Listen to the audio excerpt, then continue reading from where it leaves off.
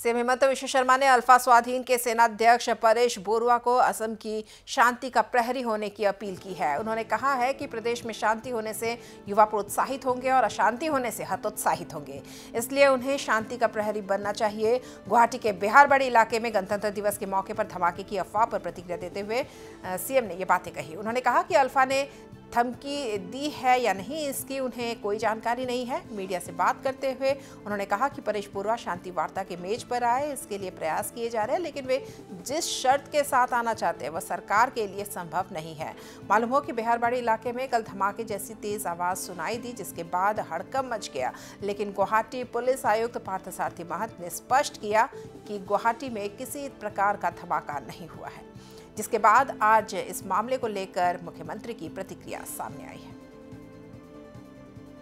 प्रथम कथा जे आल्फाई बोमा विस्फोरण करिছে এই ধৰণৰ বাতৰি মোৰ ওচৰত নাই, কিন্তু যদিহে সঁচাই তেনেকুৱা কিবা বোমা বিস্ফোৰণ হৈছে মই পৰেশ বৰুৱা ডাঙৰীয়াক অনুৰোধ কৰিম যে অসমবাসীয়ে শান্তি বিচাৰে আৰু পৰেশ বৰুৱা ডাঙৰীয়া শান্তিৰ অন্যতম প্ৰহৰী হ'ব লাগে।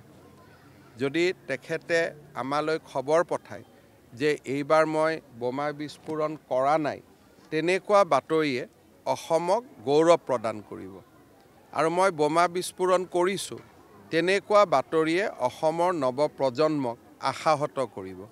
সেইবাবে মই ভাবোঁ যে এনেকুৱা গণৰাজ্য দিৱস, স্বাধীনতা দিৱস হওক, উৎসৱ হওক, য'ত পৰেশ বৰুৱা ডাঙৰীয়াই নিজেই কয় যে এইবাৰ আমি কোনো বোমা বিস্ফোৰণ কৰা নাই, তেনেকুৱা বাতৰিৰ অপেক্ষাতে নৱপ্ৰজন্মই অপেক্ষা কৰি থাকে। আলফা স্বাধীনৰ লগত আলোচনাটো আগবঢ়াই নিব নেকি?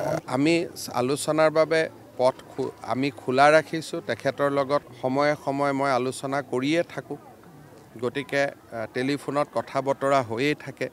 কিন্তু এইটোৱে কথা যে তেখেতৰ দাবী আপোনালোকে জানে, আৰু সেই দাবীবোৰ গ্ৰহণ কৰাত আমাৰ অসুবিধাৰ